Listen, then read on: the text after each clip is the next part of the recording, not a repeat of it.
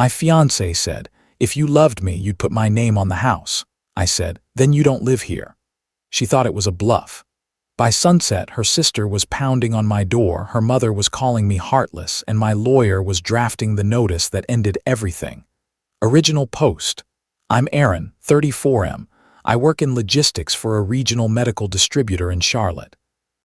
I'm the guy who notices numbers, deadlines, signatures, and all the tiny details people assume don't matter until suddenly they matter a lot. My fiancée was Vanessa, 31F. She worked in event planning. Beautiful, charming, smart when she wanted to be, and very, very good at turning pressure into romance. We'd been together a little over 3 years, engaged for 5 months. She moved into my house last spring. Important detail, the house was mine before I ever met her. I bought it 2 years before our first date. Small 3-bedroom place in a quiet neighborhood, nothing fancy. But it was mine. My down payment, my mortgage, my credit, my risk, my name on every document. Vanessa used to call it our house anyway. At first I didn't care, that felt normal. People do that when they're serious. Then after the engagement, our house slowly turned into "When are you adding me to the deed?" The first time she asked, I thought it was just nerves. The second time I told her no, not before marriage, and even then I'd want to talk to an attorney first. The third time, she said it made her feel unsafe that I could technically take everything away if something happened. I told her I was happy to do a will. Happy to increase life insurance. Happy to build a joint savings account after the wedding. Happy to pay for her to meet with an attorney of her own if it made her more comfortable. She didn't want any of that. She wanted the deed. That should have told me everything. The actual blow-up happened on a Saturday afternoon in my kitchen. Her sister Dana was there because they'd spent the morning looking at bridesmaid dresses. I'd just gotten back from picking up lunch. Nothing dramatic. No screaming. No storm clouds. Just sandwiches on the counter and a bomb sitting in the middle of the room waiting to go off. Vanessa said, kind of lightly, like she was tossing out a joke, "So I was telling Dana it's actually insane that I'm about to marry someone who still hasn't put my name on the house." I kept setting drinks down. Didn't answer right away. Dana smiled the way people smile when they think they're about to watch you lose an argument. Then Vanessa looked right at me and said, "If you loved me, you'd put my name on the house." I looked at her for maybe 2 seconds. Then I said, "Then you don't live here." Dana laughed first. Vanessa joined in half a second later because she thought I was bluffing. That's the thing about people who use ultimatums. They usually think they're the only one allowed to mean it. Vanessa said, "Aaron, stop being dramatic." I said, "No, I'm being clear. We're done. You're not getting added to my deed, and you're not staying here while you try to pressure me into it." Her face changed fast after that. She said I couldn't just kick out my fiancé because she asked for security. I said this wasn't security. This was leverage. Big difference. She started crying. Not devastated crying. Angry crying. The kind where every tear comes with a threat. "You're going to regret humiliating me like this." "Maybe," I said, "but not as much as I'd regret signing over half my house because you turned love into a loyalty test." She grabbed an overnight bag, called me cold, told Dana to get her things later, and left. On her way out, she said, "Call me when you're ready to act like a husband." I didn't call. I spent the next 3 hours doing the least romantic thing on earth. Documentation. I took pictures of every room, saved screenshots of our texts. Emailed myself mortgage statements, closing documents, insurance paperwork, utility records. Then I called an attorney I'd used once for a contract issue. He referred me to a property lawyer. By Monday morning, I had real advice instead of emotions. Because Vanessa had been living there long enough to receive mail there, I couldn't just toss her stuff on the lawn and call it a day. So my attorney drafted a formal notice ending her permission to occupy the property and giving her a deadline to retrieve her belongings. Clean, legal, boring, which is exactly how I wanted it. By noon, I'd had 6 missed calls from Vanessa, 4 from Dana, and 1 from a friend of hers named Elise who I barely knew. I didn't answer any of them. The only text I sent was this: "Your pickup will need to be scheduled. I'll have your items ready. Communication in writing only. That's when everyone decided I was the villain. Update 1. It's been 4 days. Vanessa still hasn't accepted that I meant what I said. That seems to be the part bothering her most. Not that we broke up. Not that the wedding is off. That I didn't crawl back after she delivered the ultimatum. Dana showed up first. Tuesday evening, just after 6. Pounding on my front door like she was serving a warrant. I didn't open it. I checked the camera and spoke through the app. She said, "Open the door. This is between family." I said no, it's between the homeowner and the person who tried to manipulate him into giving away equity. That didn't go over well. She called me pathetic, said Vanessa had invested in the home. I asked if she meant the teal throw pillows and the bar stools she picked out on sale. Dana said I was being cruel on purpose. Maybe, but accurate. Then Elise texted me this giant paragraph about how Vanessa had supported me emotionally for years and how men never understand invisible labor. I replied once, Vanessa did not pay my mortgage. Vanessa did not pay my down payment.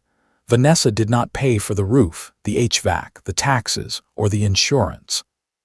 She paid half the utilities most months and bought decor she is welcome to take. Nothing after that. Unexpectedly, the next call came from Vanessa's mother, Tanya. I braced for impact. Instead, she sighed the second I answered. She said, "I'm not calling to fight. I just need to know if my daughter can come get clothes for work." That was the first reasonable thing anyone had said to me in days. I told her yes, but only if it was scheduled and only if someone neutral was present. Tanya was quiet for a second, then said something I honestly didn't expect. "You don't force your way onto somebody else's deed, Aaron." I told her that. She didn't want to hear it. That phone call changed the temperature for me, not because it fixed anything. It didn't, but it reminded me I wasn't crazy. Vanessa came the next afternoon with Tanya. I had 2 garment racks ready, boxes labeled, bathroom items bagged, electronics separated, all of it lined up in the garage like a very depressing boutique closing sale. Vanessa took one look and said, "Wow. So 3 years fits in boxes now," I said apparently. She kept trying to pull the conversation sideways, talking about memories, talking about wedding plans, talking about all the time she spent making my house feel like a home. Then she tried to take the patio heater, the mounted TV in the den, and a power tool set from the garage. I stopped her, calmly. Receipts on my phone, dates, bank statements, done. She looked at Tanya and said, "Can you believe this?" Tanya looked tired, not angry, tired. She said, "Vanessa, take what's yours and stop making this uglier." Vanessa cried the entire time after that. Before leaving, she said, "You're going to die alone in that house."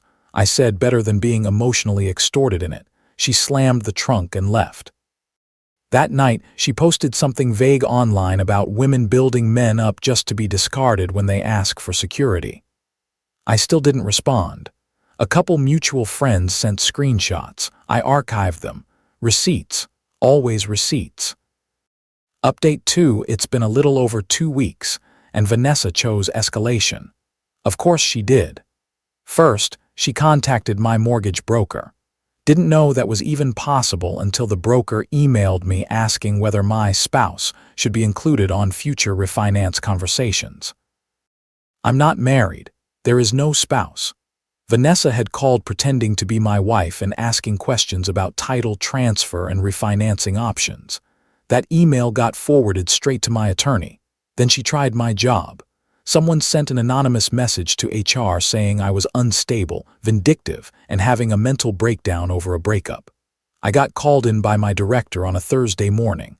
I walked in with a folder, printed texts, the formal occupancy notice, the broker email, camera screenshots, timeline, everything.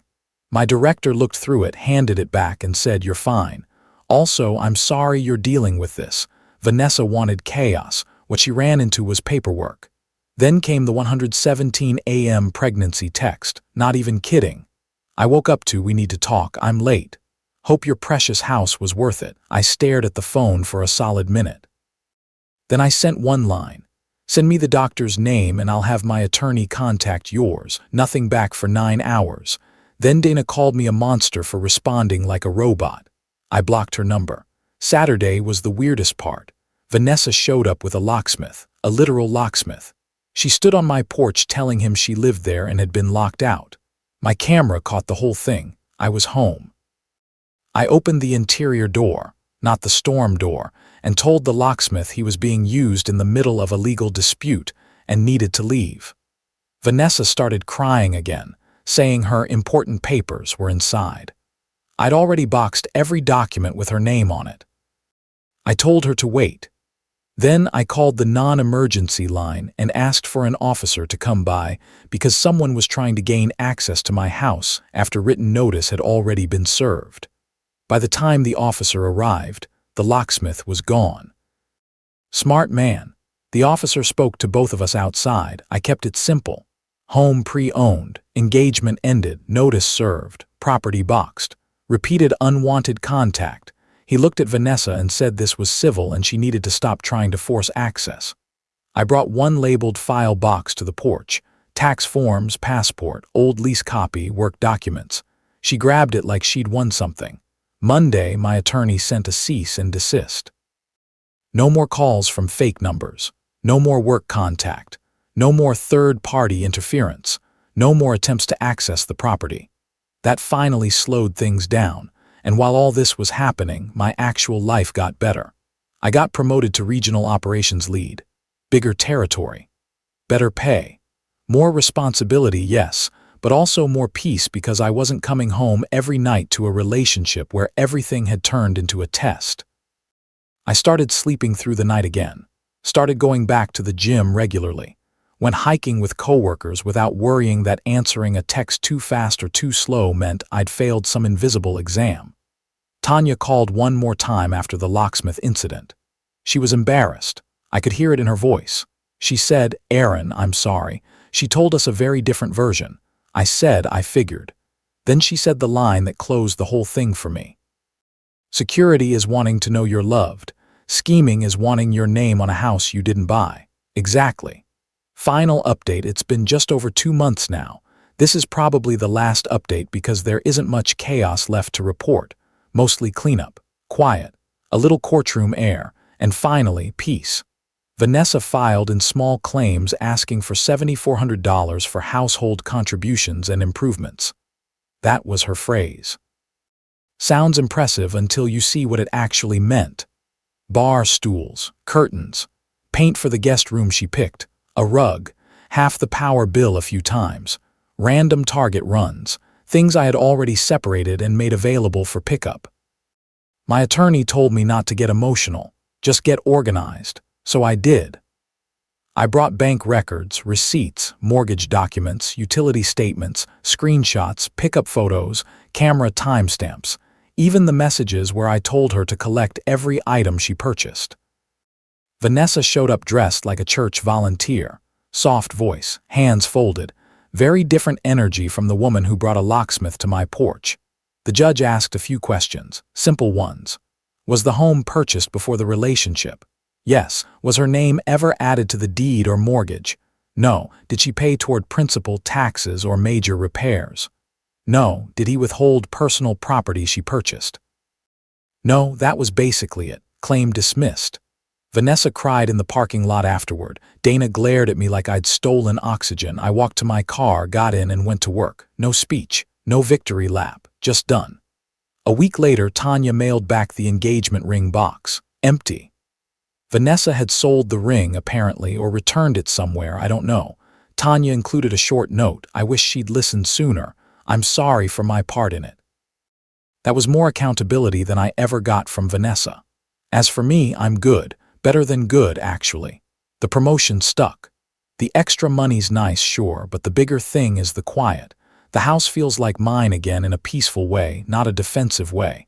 I repainted the guest room, got rid of the teal accent wall Vanessa insisted would open the space spiritually. It did not. I bought a dark leather chair for the den and a new grill for the patio. Small things. Mine things. I've gone on a couple dates. Nothing serious yet. Which is fine. I'm in no rush to hand my piece to somebody just because they know how to say the right words with the right expression. That's probably the lesson in all this.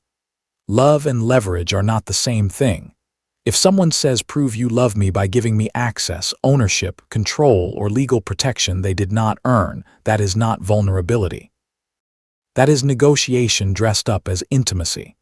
Vanessa didn't want reassurance. She wanted transfer of property, of power, of risk.